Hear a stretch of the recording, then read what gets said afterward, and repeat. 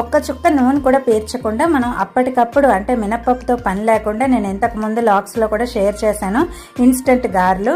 దానికన్నా ఇది సూపర్గా ఒక 2 దుంపలు మీకు వరిపిండి ఉంటే చాలు మీకు క్విక్గా రెడీ అయిపోయే గారెలు అయితే ఇందులో షేర్ చేస్తాను. ఇప్పుడు ఆ రెసిపీ ఎలా చేయాలి ఏంటి అనేది నేను చేస్తూ మీకు చూపించేస్తాను. బంగాళదుంపలు అనేసరికి మనకు ఒక 2 ఉన్నా సరే ఎన్ని గారెలు అవుతాయి ఏంటి, మనం ఎంత పిండి కలుపుకోవాలి, మనం ఉల్లిపాయలు ఎలా వేసుకోవాలి, ఎలా మిక్స్ చేసుకోవాలి అన్నది ఇప్పుడు రెసిపీలోకి అయితే వెళ్ళిపోదాం. ఇప్పుడైతే నేను ఒక గిన్నె తీసుకున్నానండి. నేను చెప్పాను కదా పొద్దున్న బంగాళదుంప కర్రీ చేసుకుంటున్నప్పుడు ఒక 2 అయితే నేను ఉడకపెట్టుకున్నవి ఇలా ఉంచుకున్నాను. దీన్ని బాగా మనం స్మాష్ చేసుకోవాలి.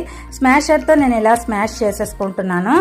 మనం ఇందులో వరిపిండి అన్నాను కదా, ఒక్క చుక్క కూడా నూనె పీల్చకుండా మనకి ఇన్స్టెంట్ గారెలు అప్పటికప్పుడు మనకు మినప్పప్పుతో నానబెట్టకుండా పని లేకుండా ఇది ఇంకో వెరైటీ గారెలు అండి. మనం మినప్పప్పు గారెలే తింటున్నామా అన్న టేస్ట్ మీకు ఉంటుంది, వేరే రకంగా కూడా ఉండదు. పొటాటో